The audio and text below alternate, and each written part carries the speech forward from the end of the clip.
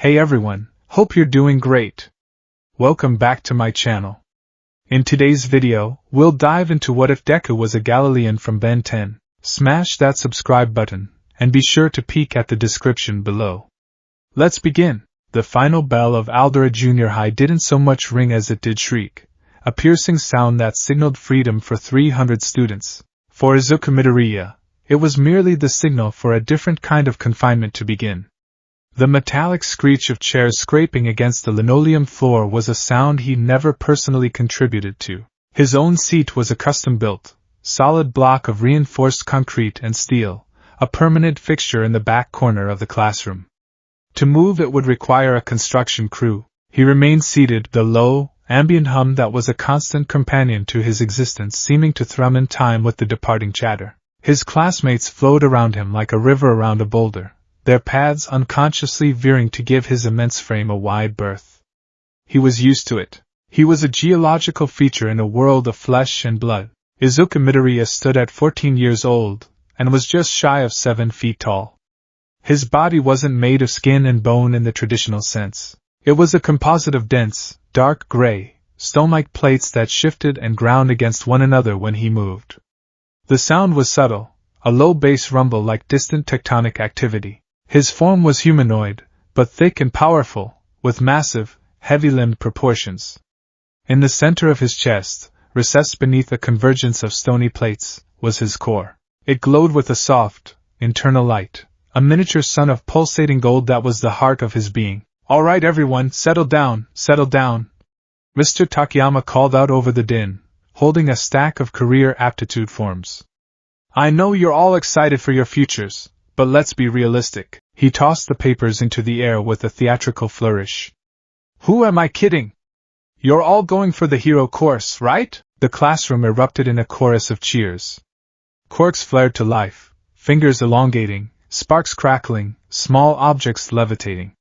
It was a chaotic symphony of youthful ambition. Izuku's core pulsed a little brighter, a silent, internal echo of his own deeply held dream. He kept his massive, three-fingered hands resting on his stone desk, careful not to move too suddenly. Yes, you've all got some impressive quirks," the teacher continued, a lazy grin on his face. "But no using them in school." A familiar, explosive voice cut through the noise like a firecracker. "Hey, teach! Don't lump me in with these losers." Katsuki Bakugo was leaning back in his chair, feet propped on his desk, a look of supreme arrogance etched onto his features. "I'm the real deal. These extras will be lucky to end up as sidekicks to some D-lister." The class erupted again, this time in boos and protests. Bakugo, of course," Mr. Takayama said, looking at his clipboard. "You're aiming for UA, aren't you?" Whispers rippled through the room. UA High. The #1 hero school in Japan. The alma mater of All Might himself. "Damn right I am," Bakugo snarled, slamming his feet to the floor. "I aced the mock exams. I'm the only one from this garbage-tier school who's got a shot. I'll surpass All Might and become the greatest hero of all time." He punctuated his declaration by standing, a small, controlled explosion popping in his palm for emphasis. Then, the teacher's eyes drifted to the back of the room, to the silent, monolithic figure in the corner. "Oh, that's right. Midoriya, you're trying for Yui too, aren't you?" The classroom went dead silent. For a moment, the only sound was the low, grinding noise of Izuku shifting his weight, the sound of a mountain settling. Every eye in the room turned to him. Then, the silence shattered, replaced by a wave of incredulous, derisive laughter. "Midoriya? No way, his quirk is powerful, but he can barely walk without cracking the pavement. Can you imagine him in a rescue op? He'd cause more damage than the villain." Izuku's stony features couldn't blush, but the golden light in his core swirled with a deep, embarrassed orange. He wanted to shrink, to become smaller, but his body was incapable of it. He was a monument to his own awkwardness. Bakugo slowly turned, his red eyes narrowing into slits. He didn't look at Izuku with the same contempt he had for the others. It was something different. Something deeper. A simmering frustration that had been brewing for 10 long years. "You!" Bakugo's voice was a low growl. He stalked towards Izuku's desk, smoke curling from his palms. The other students backed away, sensing the shift in atmosphere. "You're still on that stupid hero kick? Don't you get it, you big useless rock?" He slammed his hands down on Izuku's stone desk. The impact would have shattered wood, but against the reinforced slab, it just made a loud bang. Bakugo didn't even flinch. "You've got all that power cooped up inside you, and what do you do with it? Nothing. You walk around like you're made of glass, afraid to even breathe too hard. You doesn't want cowards. They want people who'll use everything they've got to win." He leaned in closer, his voice dropping to a venomous whisper. "You're not a hero, you're just wasting space." Izuku didn't respond. He just looked down at his desk, at the spot where Bakugo's hands were planted.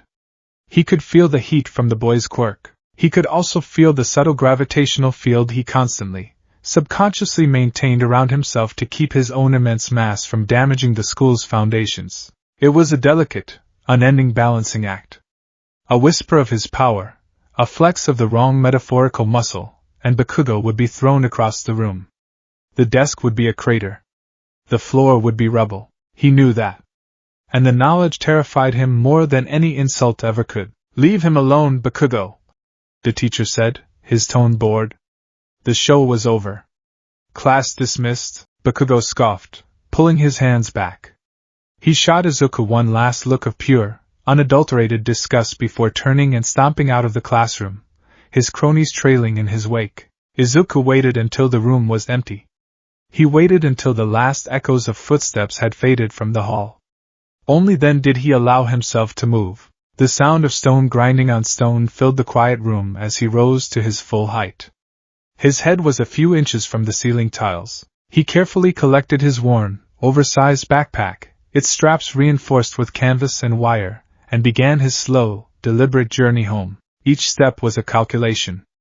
Lighten personal mass by 30%. Distribute weight evenly. Avoid the cracked tile near the water fountain. It was a constant stream of mental gymnastics just to navigate a world that wasn't built for him. His quirk had manifested when he was 4. It hadn't been a puff of fire or a small telekinetic push. It had been a transformation. One morning, he had woken up and he was this. His bed had collapsed into a pile of splintered wood. His mother, Inko, had screamed, a sound of pure terror that was seared into his memory. The visit to the doctor had been a circus.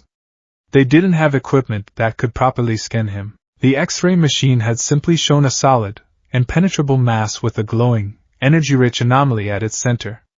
The doctor, a man specializing in quirks, had been baffled and terrified in equal measure. "I've never seen anything like it," he had stammered, looking at the glowing screen. "His cellular structure, it's more silicon-based than carbon. It's crystalline, and that core, it's generating a localized gravitational field. A powerful one." His mother, her face pale and tear-streaked, had clutched his small, rocky hand. "But what is he? What's his quirk?" The doctor had pushed his glasses up his nose. "We'll register it as orbit.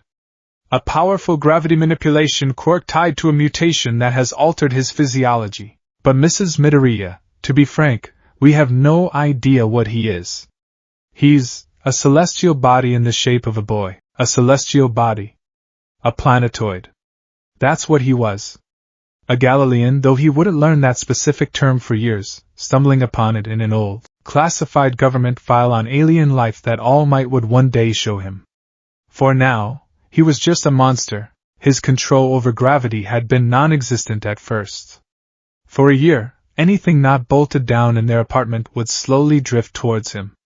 His mother had to buy weighted furniture. The floorboards had been replaced with reinforced steel and concrete, a life-savings draining expense that he still felt guilty about. The incident with Bakugo had been the turning point. They were 6 years old, playing near a river.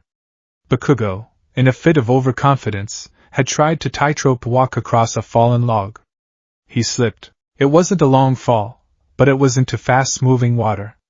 Izuku had seen the panic on his friend's face, and something inside him had panicked too. He hadn't reached out a hand. He had reached out with his power. He didn't know how he did it.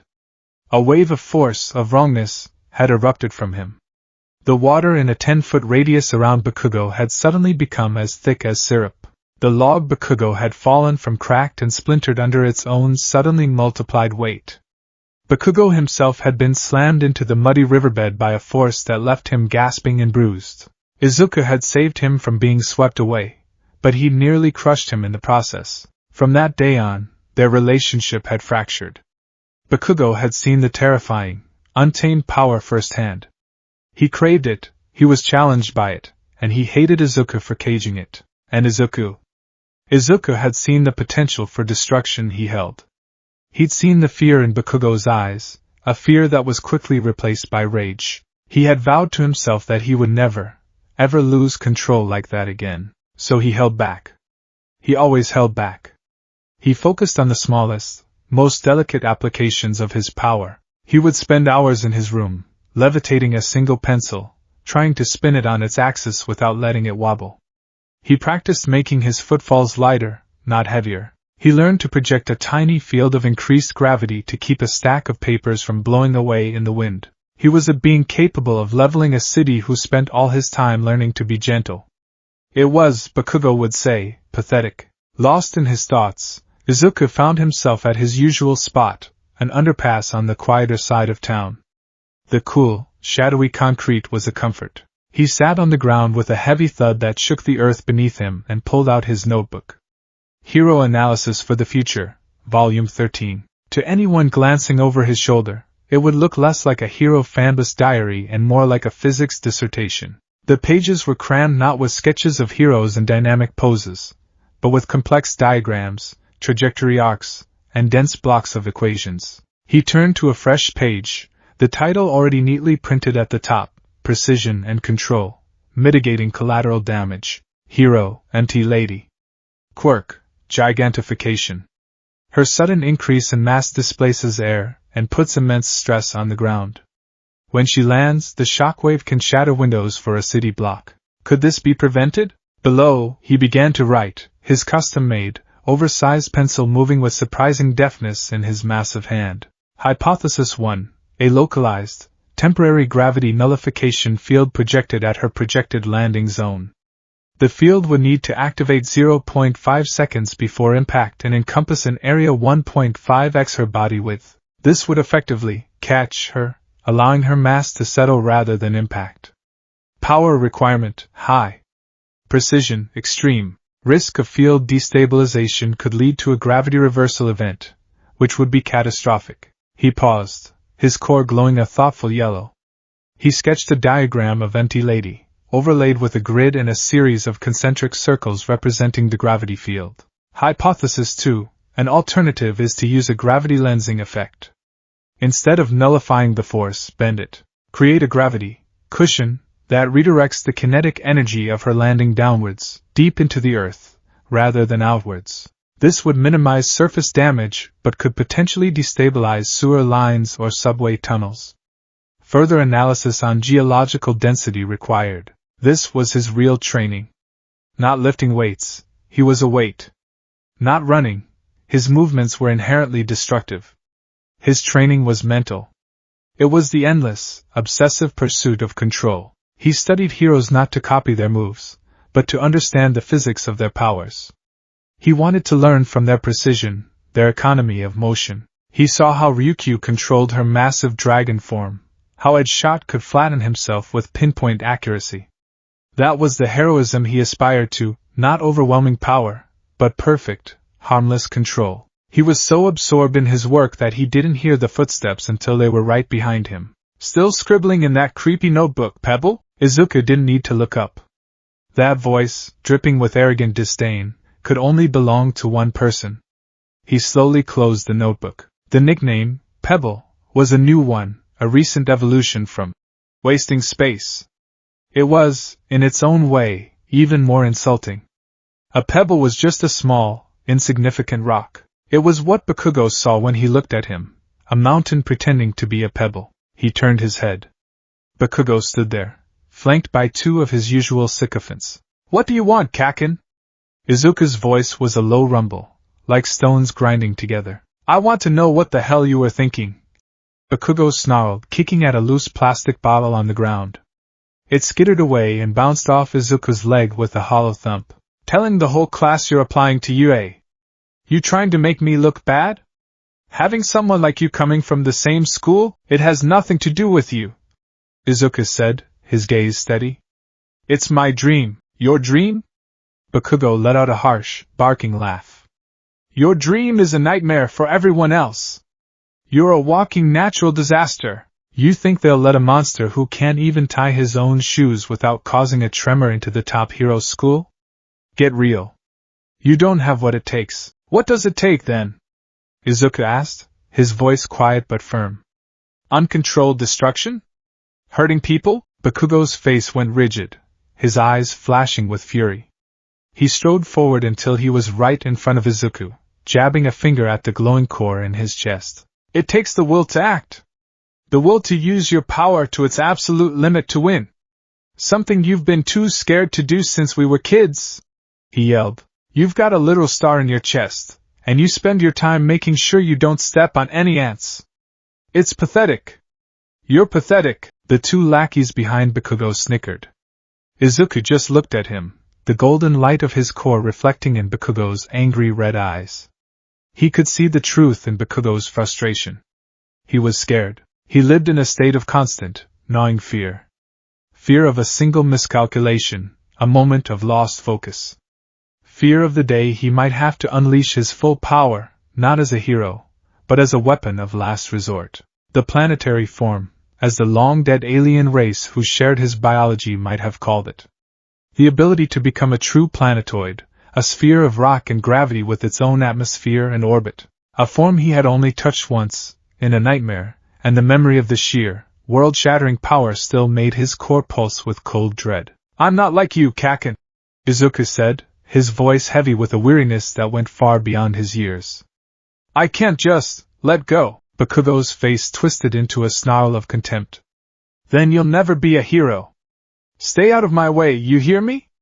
Yue is mine. He turned on his heel and stomped away, kicking the plastic bottle again as he went. It shot across the underpass, bounced off the far wall, and clattered to a stop. Bakugo and his friends disappeared around the corner, their laughter echoing back. Izuku sat there for a long time, the silence of the underpass pressing in on him. He looked down at his huge, rocky hands. Was Bakugo right? Was his caution just cowardice in disguise? Could a person who was so afraid of his own strength ever truly be a hero, someone who inspires hope and safety?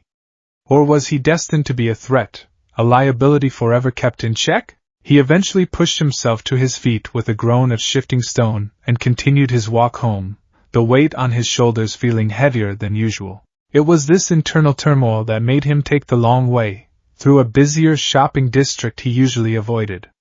The narrow streets were a nightmare for him to navigate, and that's when he heard the explosion. It was a deep, guttural boom that shook the very ground he stood on. It was followed by screams. Plumes of black smoke began to rise from a street just ahead. People were running, a panic tide flowing away from the danger. Izuku, however, found himself moving against the current.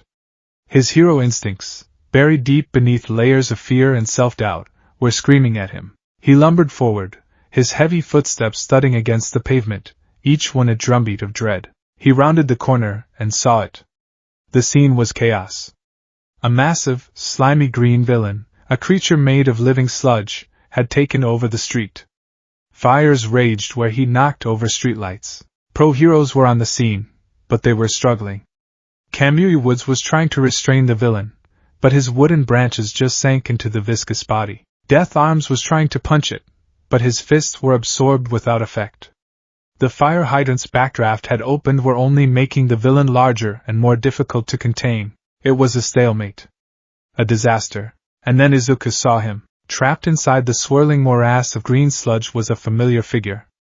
Spiky blonde hair. A school uniform, now tattered and slimed. And eyes, red and wide with a mixture of rage and genuine, primal fear. The villain was using his body as a puppet, unleashing uncontrolled explosions from his palms, setting the street ablaze and keeping the heroes at bay. It was Bakugo. Kaken. Izuku froze. His entire being locked up. His mind, the same one that could calculate gravitational lensing in seconds, went utterly blank.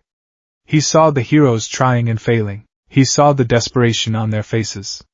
He heard them talking about waiting for someone with the right quirk. They were going to let him die. He saw Bakugo's mouth open in a silent scream, his struggles growing weaker. He was suffocating. His explosions were becoming smaller, more frantic. The arrogant fire in his eyes was being extinguished, replaced by the terrifyingly universal look of someone who knew they were about to die. And in that moment, something inside Izuku Midoriya snapped. It wasn't a conscious thought. It wasn't a plan. It wasn't the result of a dozen notebooks filled with analysis. It was an instinct, pure and absolute, that bypassed every ounce of his fear, every carefully constructed wall of self-restraint. It was the same instinct that had made him watch hero videos for hours as a child. The same instinct that made him scribble notes about saving people. The same instinct that now screamed one undeniable truth: a friend is dying. Save him. The crowd gasped as a massive, stone-like figure suddenly broke from the police line. Hey! Kid! Get back here! It's too dangerous! Death Arms shouted. Izuku didn't hear him. The world had narrowed to a single point, the struggling form of Katsuki Bakugo. He wasn't running.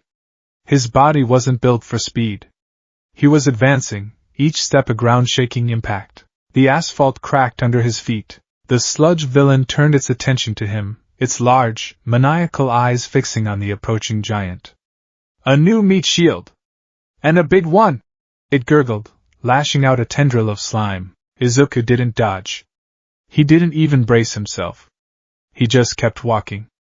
The tendrils slapped against his chest with a wet splat, and simply slid off his rocky hide. It was like throwing mud at a cliff face. He was 20 feet away now.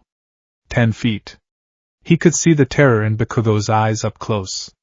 He could see the villain's disgusting form preparing to engulf him as well. His fear was still there, a cold, hard knot in his core. The voice of reason was screaming at him. What are you doing? You have no plan. You'll make it worse. You'll destroy everything. But for the first time in 10 years, another voice was louder. The voice of a hero. Izuku stopped. He planted his massive feet firmly on the cracked street, digging them into the asphalt. The low hum that surrounded him began to rise in pitch, becoming a palpable vibration that made the dust at his feet dance. The golden core in his chest, usually a soft, gentle glow, erupted with brilliant, stellar light, shining through the gaps in his stone plates and casting long, sharp shadows down the street. He raised one of his colossal, three-fingered hands, not to punch, but with the palm open, facing the villain. His mind, which had been blank with panic, was suddenly filled with a singular, crystalline focus, an equation writing itself across his consciousness. Not one of gentle levitation or subtle weight shifting. This was an equation of absolute force. The heroes stopped shouting. The crowd fell silent. Even the sludge villain seemed to hesitate, its fluid body rippling in the face of the incredible energy Izuku was radiating. Izuku's eyes met Bakugo's one last time. In that fleeting second, he saw not a bully, not a rival, but the terrified little boy who had fallen off a log all those years ago. This time, he wouldn't fail him. He clenched his teeth, a grinding sound of rock on rock, and with a raw, guttural roar that seemed to shake the very foundations of the city, he unleashed the power he had kept chained his entire life. The world did not explode. It did not shatter. It bent. The universe is governed by 4 fundamental forces. For 14 years, Izuku Midoriya had lived his life in terrified reverence of one of them. He had treated the gravity he commanded as a caged god, something to be appeased with offerings of caution and constant vigilance, lest it break free and unmake his world. Now, with Katsuki Bakugo's life dissolving in a torrent of green slime, the cage door had been thrown open. Izuku's roar was not a sound of aggression, but of exertion. It was the noise of a boy trying to hold back the tide with his bare hands. The golden light in his chest flared, no longer a gentle pulse but a miniature, raging star. The air around him did not rush outwards. It warped, twisting and bending as if seen through a powerful lens. A low, gut-deep thrumming filled the street, a sound so profound it vibrated in the bones of everyone present. It was the sound of reality being rewritten. The sludge villain shrieked, a wet, gurgling sound of confusion and pain. It was being pulled. Not violently, not like a punch, but with an inexorable, irresistible certainty. Its semi-liquid form began to distend, stretching towards Izuku's outstretched hand as if caught in the cosmic pull of a black hole. Izuku's mind, a tempest of panic a moment before, was now a sanctuary of frantic, crystalline calculation. The equation was impossibly complex, with variables he'd only ever theorized about. Target, sludge villain. Mass, approximately 400 kilograms, variable. Viscosity high. Objective, separate from hostage. Constraint, do not apply force directly to hostage. Parameter, minimize external field distortion. He gritted his teeth, the sound of grinding stone lost in the overwhelming hum. He focused the gravity while not on the villain, but on a point in space a meter in front of his own palm. It was a gravitational singularity in miniature, a point of immense pull that affected only what he willed it to affect. The sludge began to peel away from Bakugo. It came off in thick, syrupy ropes, drawn into the invisible vortex Izuku had created. Bakugo, gasping and sputtering, was suddenly visible from the waist up. He coughed violently, expelling a lungful of green slime. His eyes, wide with a mixture of terror and disbelief, were locked on Izuku. He was seeing it. He was seeing the true power he had spent a decade trying to taunt out into the open. It was more terrifying and more magnificent than he could have ever imagined. "What is that quirk?" Kamui Woods exclaimed, his wooden arms retracting as he stared in awe. "It's not a quirk, it's a natural disaster," Death Arms breathed, taking an involuntary step back. The villain fought back, trying to reform its body, but it was like trying to swim up a waterfall.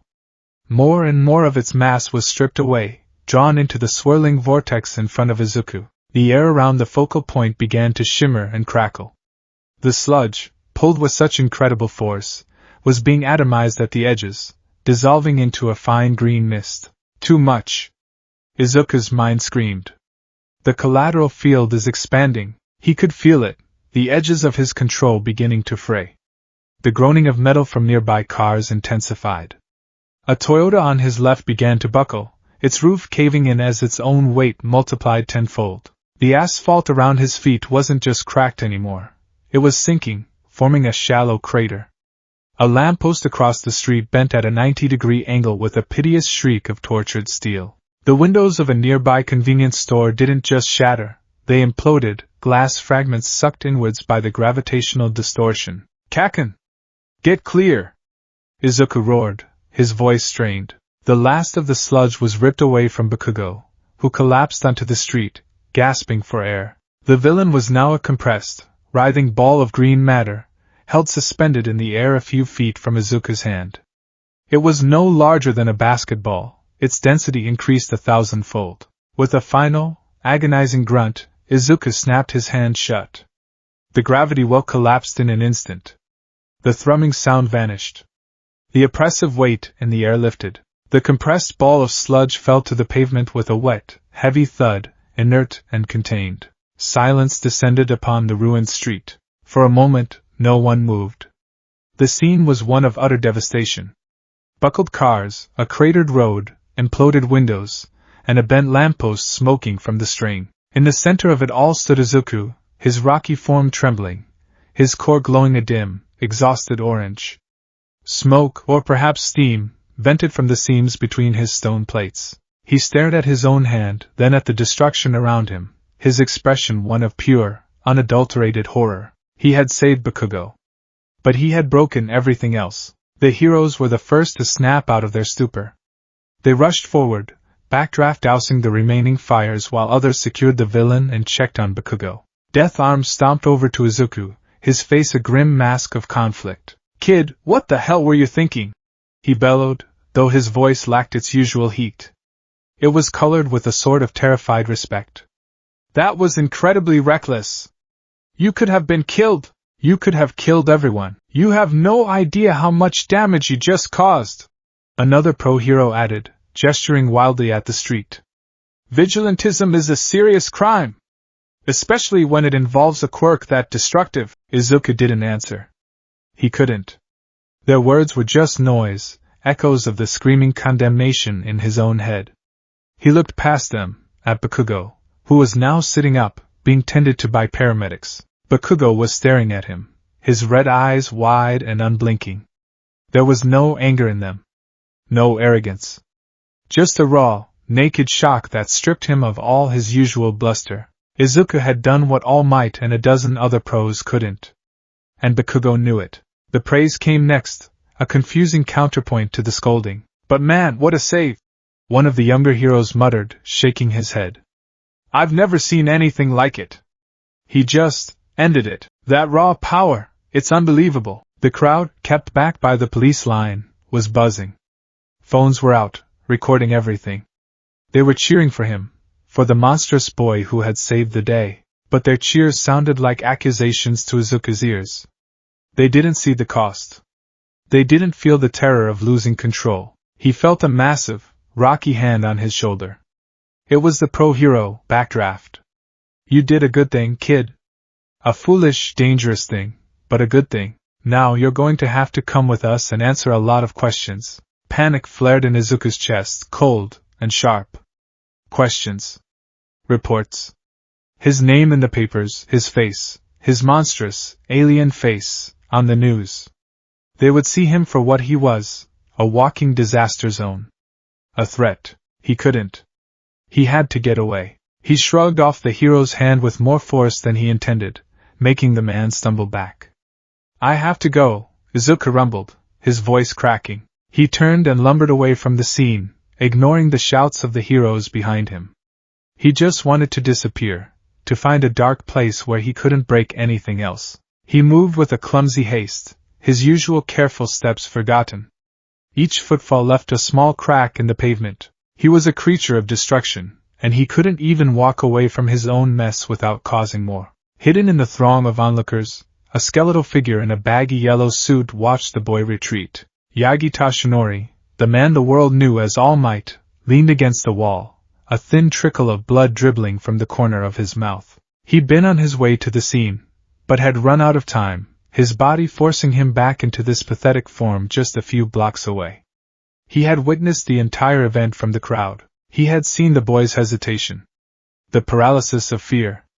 He had seen the moment that fear was conquered by a heroic, self-destructive instinct.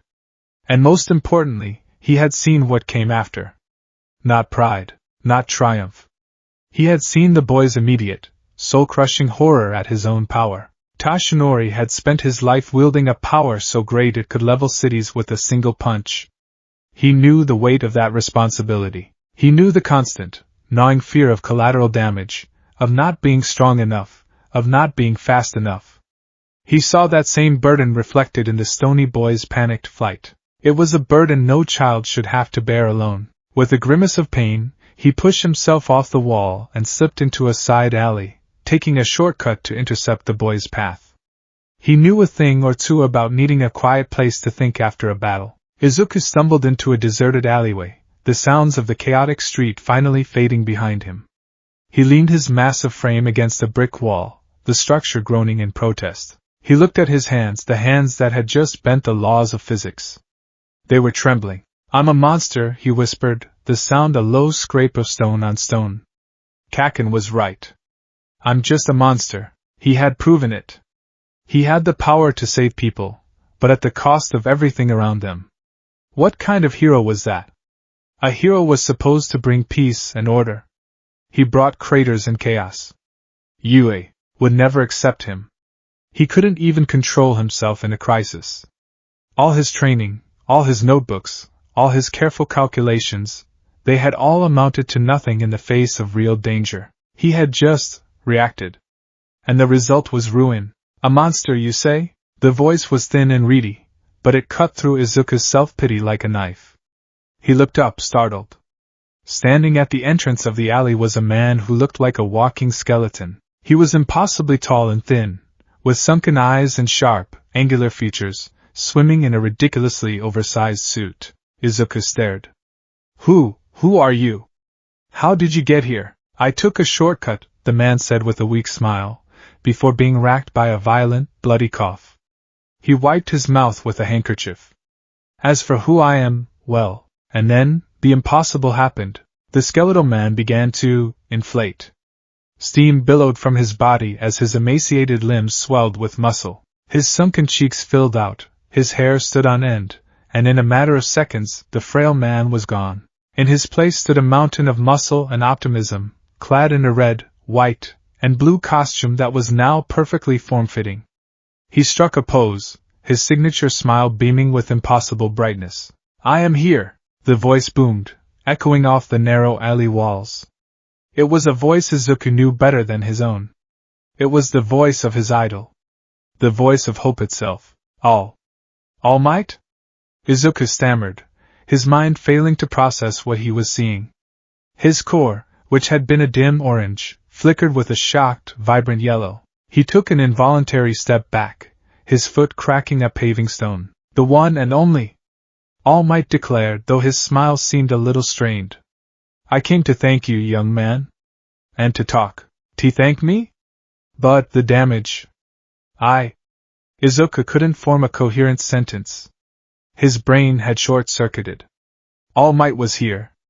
All Might had seen him. Just as quickly as he had appeared, the hero began to deflate. Steam hissed from his body like a punctured tire, and in a grotesque, shrinking transformation, the symbol of peace collapsed back into the skeletal form of Yagi Tashinori. He slumped against the wall, another racking cough shaking his frail body. "Whoa! What? You deflated!" Izuku yelped, his shock overriding everything else. "Where did All Might go? Are you an imposter? A clone? A villain with a transformation quirk?" He started muttering, his analytical mind kicking into overdrive. The sudden mass increase and decrease suggests a cellular expansion and contraction, but the energy requirements would be astronomical, unless he's pulling mass from an alternate dimension or converting energy directly into matter, which would violate. Kid, calm down," Tashinori said, holding up a shaky hand. "It's me. This is me. This is what happens when the symbol of peace has to run errands." He lifted his shirt, revealing a horrific, swirling scar that covered the left side of his torso. It looked like a starburst of ruined flesh, a crater in the man's body. "Got this in a nasty fight about 5 years back. Lost my stomach and half my respiratory system. As a result, I can only do hero work for about 3 hours a day. The rest of the time I'm this." Izuku stared at the wound, his mind going silent. He had analyzed every one of All Might's televised fights. He knew the one. Toxic Chainsaw. The fight had never been publicly released, but the aftermath had been spoken of in hushed tones. All Might had won, but he'd been out of the public eye for weeks afterward. This was real. The symbol of peace was fragile. He was mortal. "I saw what you did back there, young Midoriya," All Might said, his voice now quiet and serious. He had called him by his name. He knew who he was. Izuku's own shame came crashing back down on him. "You saw me fail," he corrected, his voice a low rumble of despair. "I caused so much damage. I nearly destroyed that whole street. A hero isn't supposed to be a walking disaster zone. A hero isn't supposed to be a monster." The final word was choked with self-loathing. Tashinori looked at him, his sunken blue eyes piercingly clear. "What you call failure, I call a choice. You saw someone in need, and you chose to act. The pro-heroes, myself included, we stood by. We made excuses. We waited for the right quirk. But you moved. Tell me, young man, when you ran in, were you thinking about glory? Were you thinking about showing off?" "No," Izuku said immediately, horrified at the suggestion. My legs they moved on their own. I saw Kaken. I saw his face, and I couldn't just stand there and watch him die." "Exactly," All Might said, a real, genuine smile touching his thin lips. "Every great hero has a story like that. A story about a time their body moved before they could think. That isn't something you learn. It's something you are." He pushed himself off the wall and took a step closer to the giant, rocky boy who towered over him. He looked up at Izuku's distressed, inhuman face, at the dimming light in his chest. "You speak of the damage," All Might continued, his voice soft but firm. "Yes, there was damage. Cars can be replaced. Pavement can be repaired. Windows can be fixed. But a life, young Midoriya, a life is priceless. You saved a life today. In the final accounting, that is the only thing that matters. He paused, letting his words sink in. Izuku stared at him, the light in his core wavering. You call yourself a monster, All Might said, his gaze unwavering? Let me tell you what I saw. I saw a boy terrified of his own shadow. I saw him hesitate. And then I saw him act. When you unleashed that incredible power, I didn't see a monster reveling in destruction. I saw a hero desperately trying to control it. I saw the focus in your eyes. I saw the strain on your body. And when it was over, I saw the horror on your face. Not for yourself, but for the damage you had accidentally caused. He pointed a thin, bony finger at Izuku's chest. A monster enjoys the chaos. A hero is haunted by it. That fear you feel, that crushing weight of responsibility, that is not a weakness. It is the very essence of a heroic heart.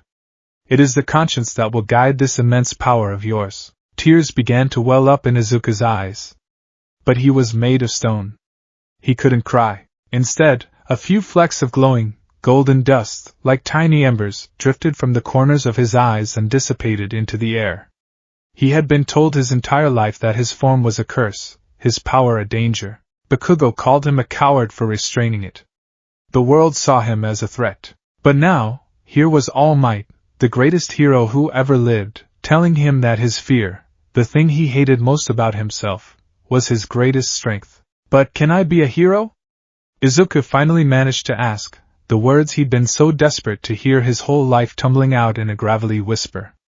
Even like this? Even with a power that breaks things more than it fixes them? All Might's smile returned, wider and brighter this time, as if channeling a fraction of his heroic form's power. Young Midoriya, he said, his voice ringing with absolute conviction. You can be a hero. The golden dust fell from Izuku's eyes more freely now. The words washed over him, a lifetime of insecurity and self-hatred eroding under their simple, powerful truth. He had been waiting his whole life for someone to give him permission to try. He had never imagined it would come from All Might himself. Power is a tool, All Might continued, his tone shifting to that of a mentor. A hammer can be used to build a house or to tear one down. The tool itself is not good or evil. Your quirk, your very being, it's like a star. Untamed, its gravity will warp and destroy everything around it. But if you can learn to control it, to focus its light and its warmth, it can become a beacon, a center of gravity that holds everything together and keeps people safe. He looked Izuku up and down, a thoughtful expression on his face. You were never going to be a hero like me. You're not a punch-first type. You are something else entirely. Something new. You have the potential to be the ultimate shield. A hero whose very presence means safety. Izuku's mind was reeling, but a new feeling was taking root in his chest. It was a feeling he hadn't allowed himself to experience in a very long time. Hope. A tiny, fragile seed of it, planted in the barren ground of his self-doubt. But how? Izuku asked, his voice thick with emotion. I try so hard to control it, but in the heat of the moment, I lost it. You didn't lose it, All Might corrected gently. You used it. For the first time, you truly used it. What you lack is not will, but practice. Experience. You've spent your whole life learning how not to use your power. It's time you started learning how to use it properly. He straightened up, a determined fire in his tired eyes. The UA entrance exam is in 10 months. It's not just about destroying robots. It's about showing control, judgment, and heroism. Your display today, while reckless, also showed them all of those things. But you need to refine it. You need to turn that sledgehammer of a quirk into a scalpel. He looked at the boy who was a living mountain, at the boy with the heart of a star. I cannot give you my power, All Might said, and for a moment, Izuku felt a strange sense of relief. He didn't want another power. He needed to understand his own. But I can give you my knowledge, my experience. Let me help you, young Midoriya. Let me train you. Let me teach you how to master the incredible gift you were born with. Together, we will show the world that you are not a monster. You are a hero. The offer hung in the air between them. It wasn't the gift of a quirk. It was something far more precious. It was a chance. A path forward. A belief in him from the person who mattered most. Izuku looked down at his own massive, destructive hands. He thought of the cracked pavement, the crushed car, the terrified look on Bakugo's face. Then he thought of the relief that had followed, the cheer of the crowd, the look of awe in the hero's eyes. He was both of those things. A destroyer and a savior. The weight of that choice, that duality, would be with him forever. But for the first time, it didn't feel like a curse. It felt like a responsibility. He looked at the frail, wounded man who was still the strongest person he had ever met, and he gave a slow, deliberate nod. The grinding sound of the motion was not one of reluctance, but of tectonic plates shifting into a new, more stable alignment. Okay, Izuku rumbled, his voice steady for the first time. The golden light in his core, which had been flickering and dim, began to glow with a calm, constant, and determined light. Okay, All Might, I'll do it. The sun had not yet breached the horizon, painting the sky in soft hues of gray and violet, but Dagoba Municipal Beach Park was already alive with a singular, seismic energy. The source of this energy was Izuku Midoriya, who stood knee-deep in a sea of illegally dumped trash, his rocky form a stark silhouette against the pre-dawn light. Across from him, perched atop a rusted, defunct refrigerator, sat the skeletal figure of Yagi Tashinori. Again young Midoriya. All Might's civilian form instructed, his voice thin but firm in the cool morning air. And this time, with feeling. Or rather, less feeling. Think like a surgeon, not a demolition crew. Izuku took a deep, grating breath that sounded like rocks settling. He extended his massive, three-fingered hands towards a teetering pile of garbage, a broken washing machine, a stack of bald tires, and a discarded sofa. The golden core in his chest pulsed with a steady, determined light. He focused, his mind a whirlwind of physics and force projection. His goal wasn't to move the pile. It was to lift only the sofa, leaving the rest untouched. He activated his quirk. A low hum filled the air. The pile of trash trembled. The washing machine groaned, its metal frame beginning to warp. The tires flattened against the sand. The sofa, however, remained stubbornly in place. No, no, no! Tashinori sighed, rubbing his temples. You're projecting a gravity well again. A blunt instrument. You're trying to lift a teacup with a wrecking ball. You need to isolate the target's gravitational signature. Feel its specific mass, its unique place in the universe, and then, unhitch it. Tell gravity to look the other way, just for that one object. This was the core of their training for the past 10 months. It had begun the day after the sludge villain incident. Tashinori, in his infinite wisdom, had decided that the best place to train a boy with a destructive gravity quirk was a place that was already a disaster. Dagoba Beach, a testament to years of societal neglect, had become Izuku's personal gymnasium and laboratory. His physical conditioning was a non-issue. Izuku's body was a monument of geological endurance. He could have slept at the bottom of the ocean and been fine. The challenge was not in building strength, but in reining it in. His power was a wild, untamed stallion, and All Might was trying to teach him how to gently hold the reins. I'm trying, Izuku rumbled, his voice thick with frustration. He could feel the power thrumming inside him, eager to be unleashed. It was so much easier to just pull, to create a singularity and let the universe do the work. But that was the path to destruction. It's like trying to whisper in a hurricane. Then you must become the eye of the storm, Tashinori said, his voice imbued with the quiet wisdom of a seasoned teacher. Calm your mind. The power comes from your core, but it is guided by your intent. Let's try a different approach. Forget the trash for a moment. He reached into a cooler beside him and pulled out a delicate, crystal wine glass. He tossed it into the air. Catch it, he ordered. Without touching it. And without breaking it. Izuku's eyes widened. Panic flared. The glass tumbled through the air, glinting in the rising sun. Instinct took over. He projected a wide, soft gravity field below it, a cushion of force meant to slow its descent. It worked, but it was sloppy. The glass wobbled violently in the air, the invisible forces stressing its delicate structure. A high-pitched whine emanated from the crystal. Precision, my boy! Not power! All Might coached. Don't just stop it. Hold it. Make it weightless. Izuku squeezed his eyes shut, pouring every ounce of his concentration into the task. He imagined the glass not as a single object, but as a collection of 1 trillion individual molecules. He didn't push against them. He sought to nullify the force acting upon them. The whine ceased. He opened his eyes. The crystal glass was floating serenely, a foot above the sand, not a tremor running through it. A slow, wide grin stretched across Toshinori's face. Yes. That's it. Do you feel the difference? Izuku nodded, a slow, ponderous motion. He did. The first attempt, the cushion, had felt like him pushing against the world. This felt like he had simply asked the world to let go. It was a subtle, profound difference. It was control. This became their routine. For 10 grueling months, they met at sunrise. They never lifted a single piece of trash in the conventional sense. Instead, Izuku's task was to clean the beach using only the most precise applications of his quirk. He started by levitating single objects.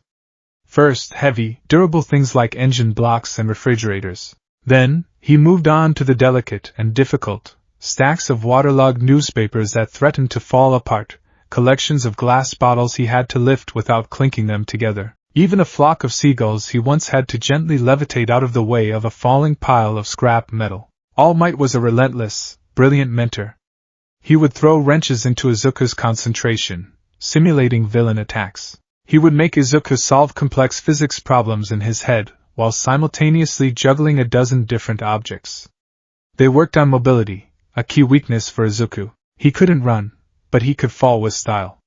All Might taught him to project a short-range, intense gravity well a few dozen feet in front of him. By planting his feet and letting the well pull him, Izuku could launch himself across the sand in a series of ground-shaking, controlled bursts.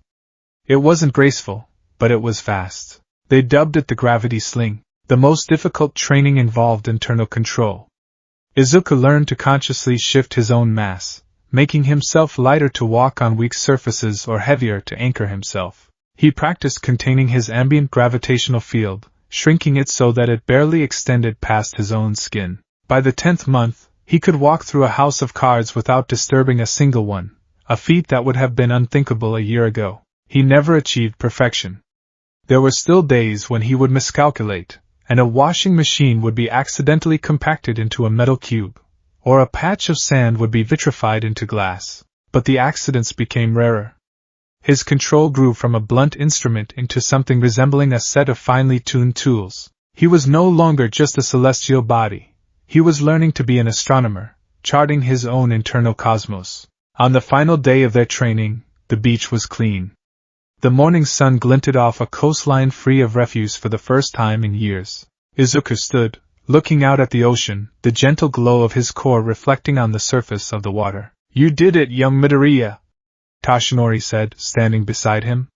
He looked from the pristine beach to the rocky, powerful form of his student. "You've taken a power capable of leveling mountains, and you've learned to polish glass with it. You are ready." Izuku turned his head, his stone features unreadable but for the bright, steady light in his chest. "Am I?" he rumbled. "I'm still scared." "Good," All Might replied, placing a frail hand on Izuku's massive arm.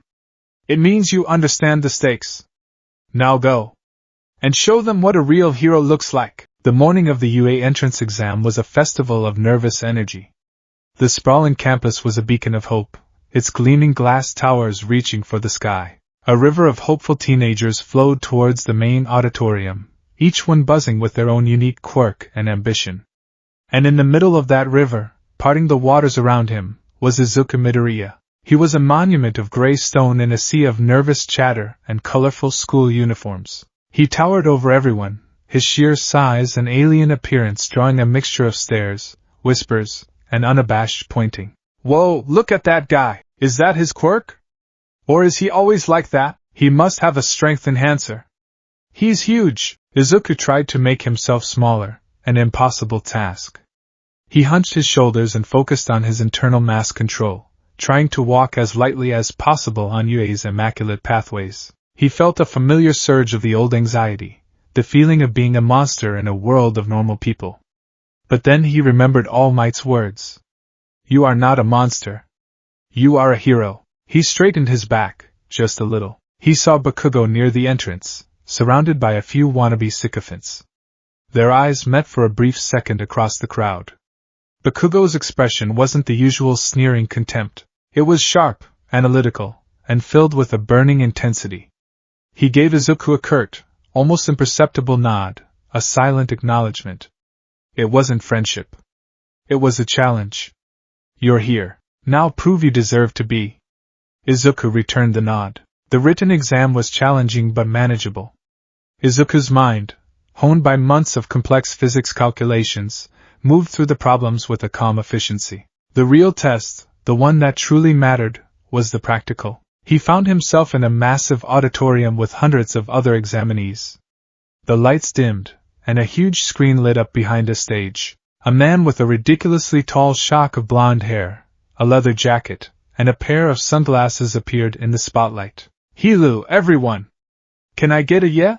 The hero, Present Mike, screamed into a microphone. The auditorium was met with dead silence. Izuku, however, was frantically scribbling in a small, reinforced notebook he'd brought.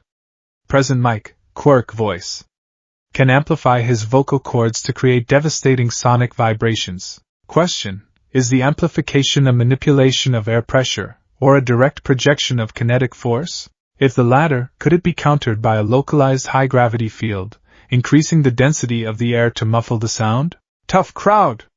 Present Mike continued unfazed. Alright, let's get to it. Here's the deal with your practical exam. You'll be out in one of our super cool urban replica cities. Each of you will be in a different battle center, so no buddying up. The screen behind him displayed images of 3 distinct types of robots, each marked with a point value. 1-pointers, 2-pointers, and 3-pointers. Your goal is to use your quirks to immobilize as many of these villains as you can to rack up points. But avoid unheroic actions. Attacking other examinees is a big no-no, you dig? A tall, stern-looking boy with glasses and dark blue hair shot to his feet. Excuse me, sir. I have a question, he declared, his hand chopping the air with rigid precision. Hit me with it, Examinee 7111. On the printout, there are clearly 4 types of villains listed. Not 3. If this is a misprint on official UA documentation, it is highly shameful, and furthermore. He turned and pointed a rigid finger directly at Izuku. You, in the back. The large, geological specimen. You have been muttering and scribbling this entire time. It is distracting. If you are not taking this seriously, then you should leave. Izuku's core flared with embarrassment. All eyes were on him again. He sank lower in his reinforced seat, the metal frame groaning. Present Mike chuckled. All right, settle down. 7111. Excellent observation. The 4th villain type is an arena trap. It's worth 0 points. Think of it as an obstacle to avoid. A gimmick. So avoid it. The boy with glasses bowed stiffly. My deepest apologies for the interruption. He sat down, shooting Izuku one last disapproving glare. Izuku tried to ignore the stares. An obstacle. A 0-point robot. It was likely massive, designed to sow chaos and test situational awareness. A test within a test. He made a mental note. His primary concern wasn't destroying robots. It was doing so without leveling the entire battle center. Control, precision, and efficiency. That was the plan. He stood before the towering gates of Battle Center B.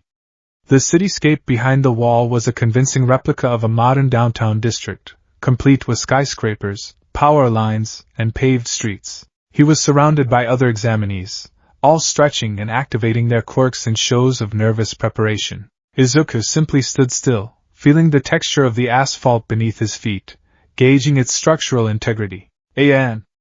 Go! Present Mick's voice blared from hidden speakers. The massive gates slid open. For a second, everyone stood in confused silence. What are you waiting for? The real world doesn't have a countdown. Go, go, go! The other students surged forward in a mad dash. Izuku was left at the starting line, his massive frame incapable of such explosive speed. He saw the boy with the glasses zip past, his legs roaring like engines. He saw a girl with pink skin slide by on a trail of acid. He was already behind, but he wasn't panicked. This was part of the plan. He took a deep breath, planting his feet. His core glowed. He focused on a point about 50 feet into the city, near a cluster of examinees who were already engaging a one-point robot. He didn't project a destructive well, he created a handle, a specific point of gravitational pull. With a grunt, he let it yank him forward. Tum! He landed with the force of a wrecking ball, the ground shuddering and cracking around his feet. The other students cried out in alarm, stumbling away from him. He had covered 50 feet in less than 2 seconds. He repeated the process, a series of controlled, earth-shaking lurches that carried him deep into the city. It was loud, ugly, and utterly effective. He spotted his first targets. A trio of two-pointers were rolling down a narrow street, menacing a student with a tail quirk. The student was nimble, but clearly outmatched. Izuku didn't rush in. He raised his hand, just as he had on Dagobah Beach. Isolate their mass. Unhitch them from the world. No, wrong tool. That was for delicate work. This was demolition. Controlled demolition. He projected a high-gravity field, a circle of immense pressure about 20 feet in diameter that encompassed all 3 robots. The effect was instantaneous and brutal. Crunch. The air grew heavy. The robots, built of sturdy steel, suddenly groaned as if under the weight of a mountain. Their metal frames buckled, their legs snapped, and they collapsed in on themselves, crushing flat against the pavement with a final, percussive clang. They were scrap metal in less than a second. 6 points. The tailed student stared, his jaw hanging open, before shaking his head and running off in search of easier prey. This was Izuku's strategy. He wasn't fast enough to hunt robots one by one, so he would be an apex predator. He would find clusters and take them all out at once, efficiently and decisively. He continued his thundering advance through the city. Another group, 2 one-pointers and a 3-pointer. He crushed them.